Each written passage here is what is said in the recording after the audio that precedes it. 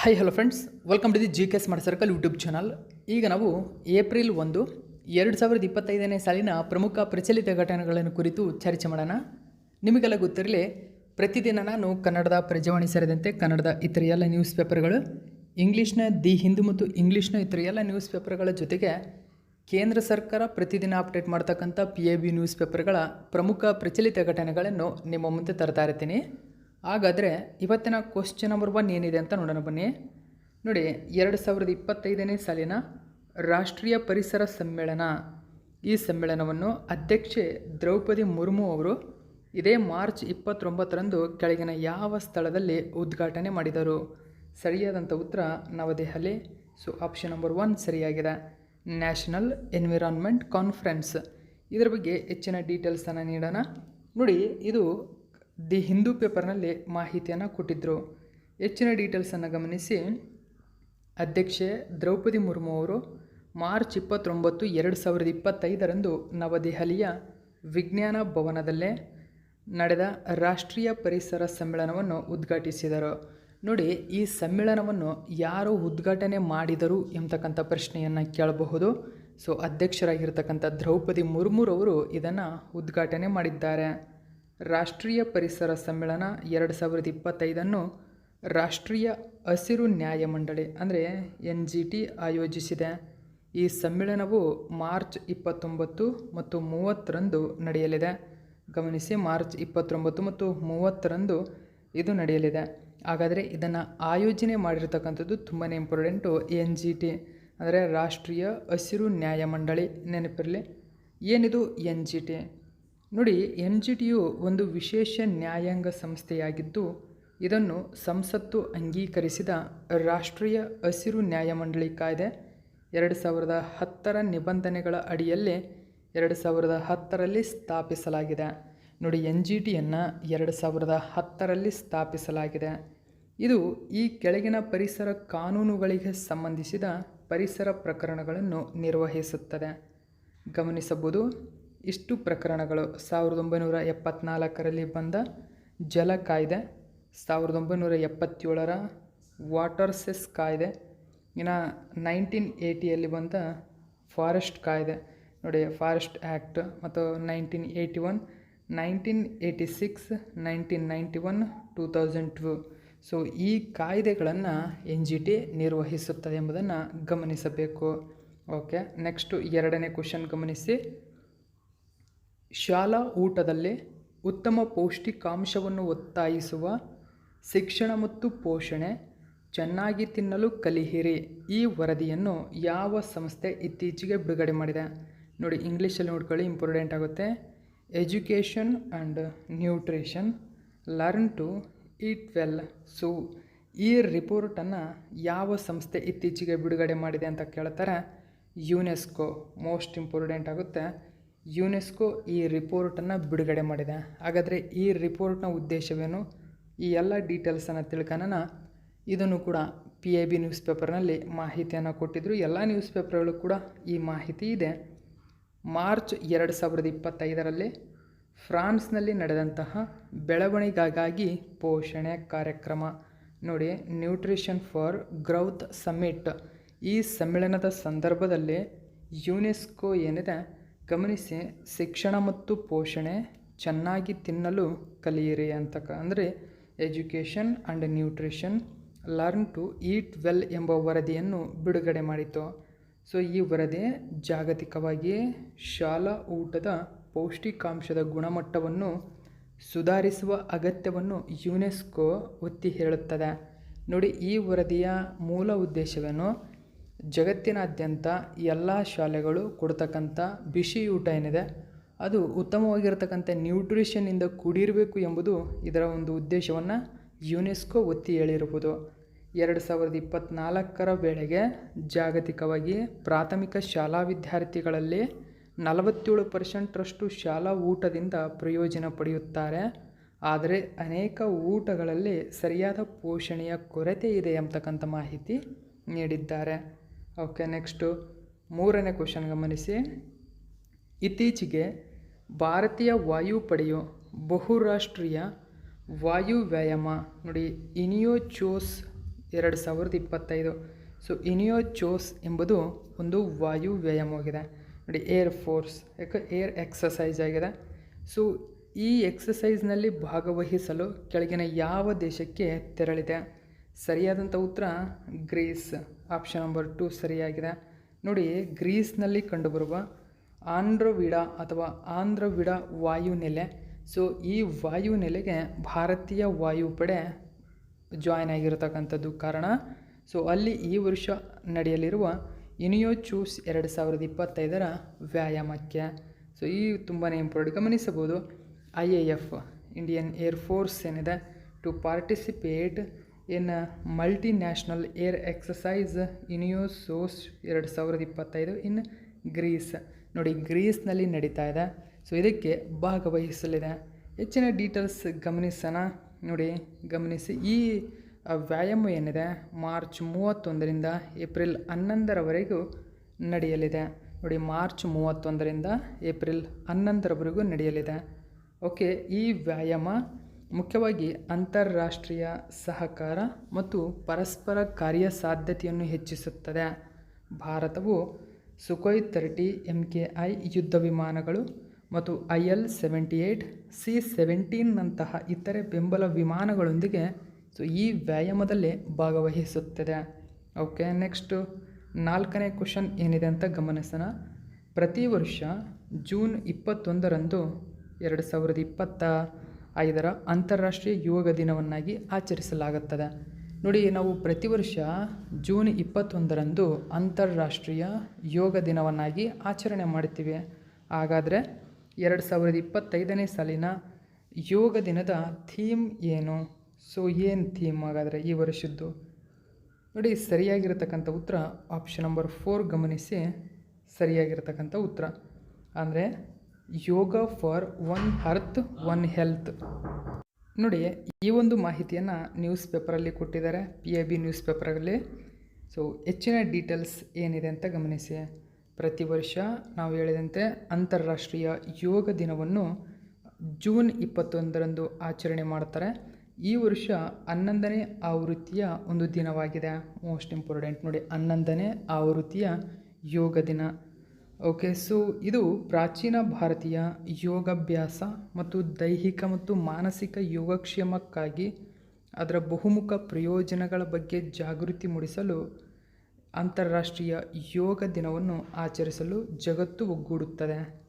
ಈ ವರ್ಷ 2025ಕ್ಕೆ 2015ರಲ್ಲಿ ಪ್ರಾರಂಭವಾಗಿದಾಗಿನಿಂದ ಈ ಜಾಗತಿಕ ಉಪಕ್ರಮದ 11ನೇ ಆಚರಣೆಯನ್ನು ಗುರುತಿಸುತ್ತದೆ.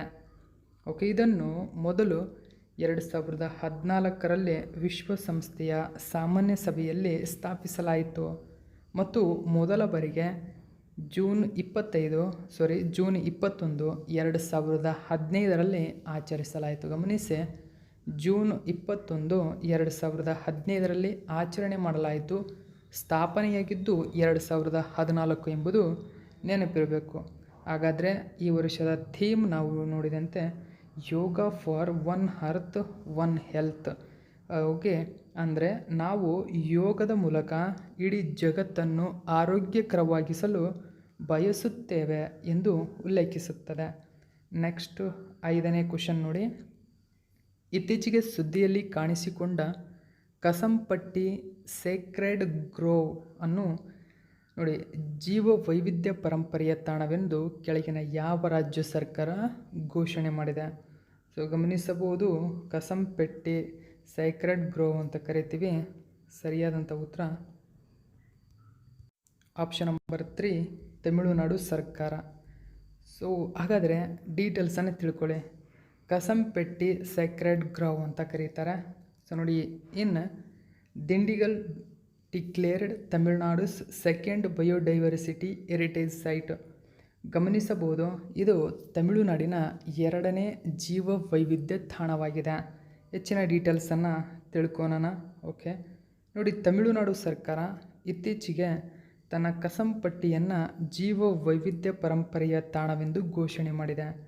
ಸೊ ಇದರ ಬಗ್ಗೆ ನಾವು ತಿಳ್ಕೊಳ್ಳೋದಾದರೆ ನೋಡಿ, ಈ ಕಸಂಪಟ್ಟಿ ಸೇಕ್ರೆಡ್ ಗ್ರೋವ್ ತಮಿಳುನಾಡಿನ ದಿಂಡಿಗಲ್ ಜಿಲ್ಲೆಯ ಈ ಕಸಂಪಟ್ಟಿ ಎಂಬತಕ್ಕಂಥ ಗ್ರಾಮದಲ್ಲಿರುವ ಒಂದು ಪೂಜ್ಯ ಪರಿಸರ ಮತ್ತು ಸಾಂಸ್ಕೃತಿಕ ತಾಣವಾಗಿದೆ. ತಮಿಳುನಾಡು ಸರ್ಕಾರವು ಕಾಸಂಪಟ್ಟಿ ಸೇಕ್ರೆಡ್ ಗ್ರೋವನ್ನು ಜೈವಿಕ ವೈವಿಧ್ಯತೆ ಕಾಯ್ದೆ 2002ರ ಅಡಿಯಲ್ಲಿ ರಾಜ್ಯದ 2ನೇ ಜೀವ ವೈವಿಧ್ಯ ಪರಂಪರೆಯ ತಾಣವೆಂದು ಘೋಷಣೆ ಮಾಡಿದೆ. ಓಕೆ, ನೆಕ್ಸ್ಟು 6ನೇ ಕ್ವಶನ್ ನೋಡೋಣ. ಇತ್ತೀಚೆಗೆ ಸುದ್ದಿಯಲ್ಲಿರುವ ಚಿಕನ್ ನೆಕ್ ಕಾರಿಡಾರ್. ನೋಡಿ, ಚಿಕನ್ ನೆಕ್ ಕಾರಿಡಾರ್ ಕೆಳಗಿನ ಯಾವ ದೇಶಗಳಿಗೆ ಸಂಬಂಧಪಟ್ಟಿದೆ? ಸರಿಯಾದಂಥ ಉತ್ತರ ನೇಪಾಳ, ಭೂತಾನ್, ಬಾಂಗ್ಲಾದೇಶಗಳಿಗೆ ಸಂಬಂಧಪಟ್ಟಿದೆ. ಆದರೆ ಇದಕ್ಕೆ ಸಂಬಂಧಪಟ್ಟಂತೆ ನಮ್ಮ ಭಾರತಕ್ಕೂ ಕೂಡ ಹೆಚ್ಚಿನ ಲಿಂಕ್ ಇರತಕ್ಕಂಥದ್ದು. ಯಾಕಂದರೆ ಈಶಾನ್ಯ ರಾಜ್ಯಗಳು ಏನಿದ್ದಾವೆ ಅದರ ಗಡಿಗೆ ಈ ಕಾರಿಡಾರ್ ಇರತಕ್ಕಂಥದ್ದು. ಚಿಕನ್ ನೆಕ್ ಅಂದರೆ ನೋಡಿ, ಕೋಳಿಯ ಕುತ್ತಿಗೆ ಅಂತಕ್ಕಂಥ ಅರ್ಥವನ್ನು ಕೊಡುತ್ತೆ. ಅಂದರೆ ಕೋಳಿ ಇರುತ್ತೆ, ಆ ಕೋಳಿಯ ಕುತ್ತಿಗೆ ಆಕಾರದ ರೀತಿಯಾಗಿರತಕ್ಕಂಥ ಒಂದು ಕಾರಿಡಾರ್ ಇದು. ಆ ಕಾರಣಕ್ಕಾಗಿ ಇದನ್ನು ಚಿಕನ್ ನೆಕ್ ಕಾರಿಡಾರ್ ಅಂತ ಕರೀತಾರೆ. ಹೆಚ್ಚಿನ ಡೀಟೇಲ್ಸ್ ತಿಳ್ಕೊಳ್ಳೋಣ. ಸೊ ಈ ಒಂದು ಮಾಹಿತಿಯನ್ನು ನ್ಯೂಸ್ ಪೇಪರಲ್ಲಿ ಕೊಟ್ಟಿದ್ದರು, ಗಮನಿಸಿ. India's chickens neck corridor. So ಯಾಕೆ ಸುದ್ದಿಯಲ್ಲಿದೆ, ಈ ಡೀಟೇಲ್ಸನ್ನು ನೋಡೋಣ. ಭಾರತದ ಮುಖ್ಯ ಭೂಭಾಗ ಮತ್ತು ಅದರ 7 ಈಶಾನ್ಯ ರಾಜ್ಯಗಳ ನಡುವಿನ ಸಂಪರ್ಕ ಕೊಂಡಿಯಾದ ಚಿಕನ್ ನೆಕ್ ಕಾರಿಡಾರ್ ಬಳಿಯ ನದಿ ಸಂರಕ್ಷಣಾ ಯೋಜನೆಯಲ್ಲಿ ಹೂಡಿಕೆ ಮಾಡಲು ಬಾಂಗ್ಲಾದೇಶ ಇದೀಗ ಚೀನಾವನ್ನು ಆಹ್ವಾನಿಸಿದೆ. ಸೊ ಆ ಕಾರಣಕ್ಕಾಗಿ ಸುದ್ದಿಯಲ್ಲಿದೆ. ನೋಡಿ, ಈ ಚಿಕನ್ ನೆಕ್ ಕಾರಿಡಾರ್ ಭಾರತದ ಮುಖ್ಯ ಭೂಭಾಗ ಮತ್ತು ಈಶಾನ್ಯದ 7 ರಾಜ್ಯಗಳ ನಡುವಿನ ಒಂದು ಸಂಪರ್ಕ ಕೊಂಡಿ. ಹಾಗಾದರೆ ಏನಿದು ಚಿಕನ್ ನೆಕ್ ಕಾರಿಡಾರ್? ಸೊ ಇದನ್ನು ನೋಡಿ, ಚಿಕನ್ ನೆಕ್ ಅಥವಾ ಸಿಲಿಗುರಿ ಕಾರಿಡಾರ್ ಅಂತಕ್ಕಂಥ ಹೆಸರಿಂದಲೂ ಕೂಡ ಕರೀತಾರೆ. ಭಾರತದ ಈಶಾನ್ಯ ರಾಜ್ಯಗಳನ್ನು ದೇಶದ ಉಳಿದ ಭಾಗಗಳಿಗೆ ಸಂಪರ್ಕಿಸುವ ಪಶ್ಚಿಮ ಬಂಗಾಳದಲ್ಲಿರುವ ಒಂದು ಕಿರಿದಾದ ಭೂಪ್ರದೇಶವಾಗಿದೆ. ಗಮನಿಸಿ, ಪಶ್ಚಿಮ ಬಂಗಾಳದಲ್ಲಿರುವ ಒಂದು ಕಿರಿದಾದ ಭೂಪ್ರದೇಶ. ಇದರ ಪಶ್ಚಿಮಕ್ಕೆ ನೇಪಾಳ, ಉತ್ತರಕ್ಕೆ ಭೂತಾನ್, ದಕ್ಷಿಣಕ್ಕೆ ಬಾಂಗ್ಲಾದೇಶ ಇದೆ. ಸೊ ಇದು 8 ರಾಜ್ಯಗಳನ್ನು ಒಳಗೊಂಡಿರುವ ಈಶಾನ್ಯ ಪ್ರದೇಶವನ್ನು ಸಂಪರ್ಕಿಸುತ್ತದೆ.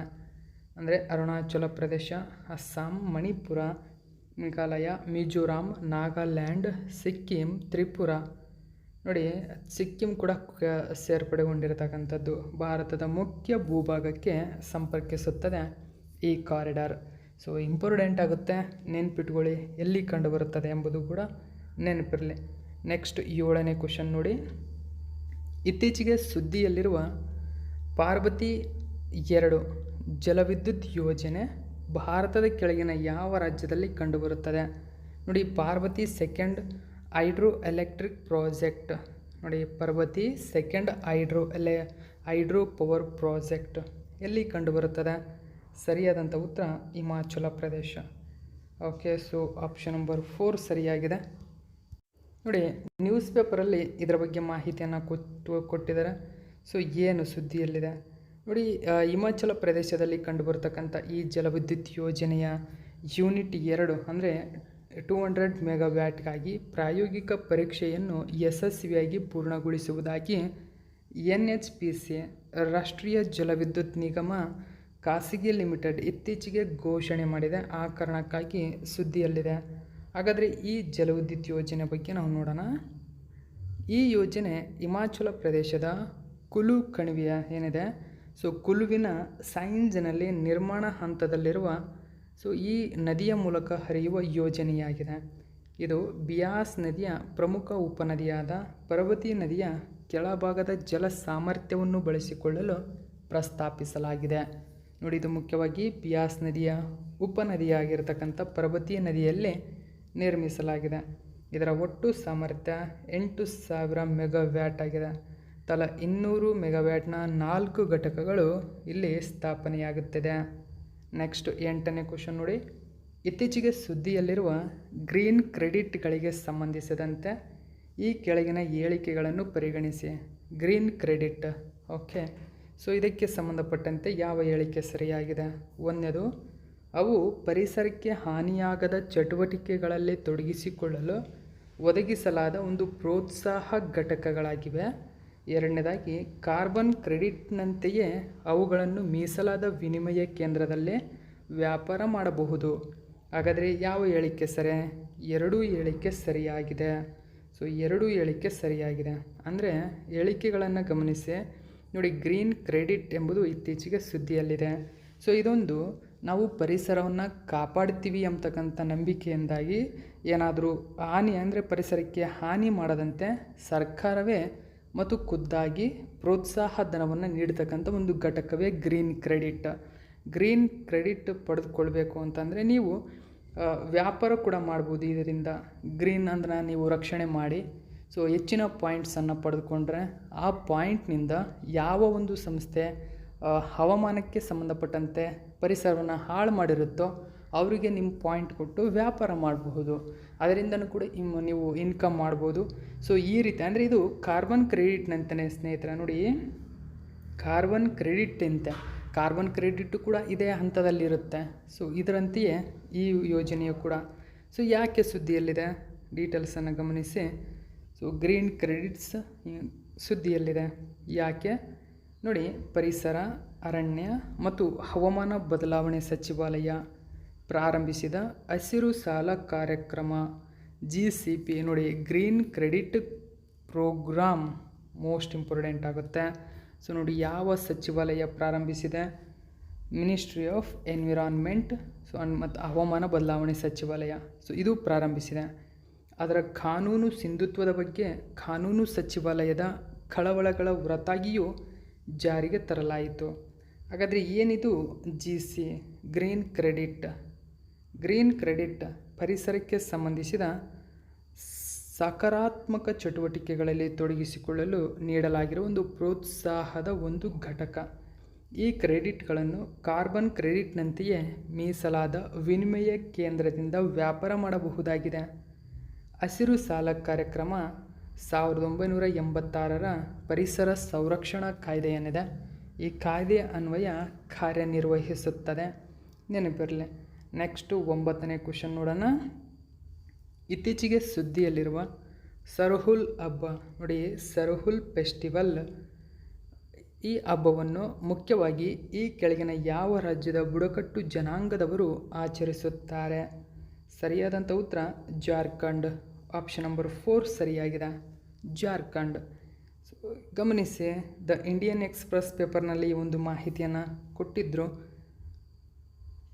ಜಾರ್ಖಂಡ್ ಮತ್ತು ಛೋಟನಾಗಪುರ ಪ್ರದೇಶದ ಆದಿವಾಸಿ ಸಮುದಾಯಗಳು ಆಚರಿಸುವ ಸರ್ಹುಲ್ ಹಬ್ಬವು ವಸಂತ ಮತ್ತು ಹೊಸ ವರ್ಷದ ಆಗಮನವನ್ನು ಸೂಚಿಸುತ್ತದೆ. ಸರ್ಹುಲ್ ಎಂದರೆ ಸಾಲ್ ವೃಕ್ಷದ ಪೂಜೆ ಮತ್ತು ಸೂರ್ಯ ಮತ್ತು ಭೂಮಿಯ ಹೊಂದಾಣಿಕೆಯನ್ನು ಇದು ಸೂಚಿಸುತ್ತದೆ. ಇದು ಜೀವನಕ್ಕೆ ಅವಶ್ಯಕವಾಗಿರತಕ್ಕಂಥ ಒಂದು ಪೂಜೆಯಾಗಿದೆ. ಅಂದರೆ ಮುಖ್ಯವಾಗಿ ವಸಂತ ಮತ್ತು ಹೊಸ ವರ್ಷದ ಆಗಮನದ ಸಂದರ್ಭದಲ್ಲಿ ಜಾರ್ಖಂಡ್ ಮತ್ತು ಛೋಟನಾಗಪುರ ಪ್ರದೇಶ ಇದೆ, ಅಲ್ಲಿನ ಆದಿವಾಸಿಗಳು, ಅಲ್ಲಿನ ಸಮುದಾಯಗಳು ಈ ಹಬ್ಬವನ್ನು ಆಚರಿಸುತ್ತವೆ. ಸೊ ಇದು ಇವತ್ತಿನ ಪ್ರಮುಖ ಪ್ರಚಲಿತ ಘಟನೆ. ಇದೇ ತರಹದ ಮಾಹಿತಿಯೊಂದಿಗೆ ಮತ್ತೆ ನಿಮ್ಮನ್ನು ಭೇಟಿಯಾಗ್ತೀನಿ. Thank you so much for watching my video friends.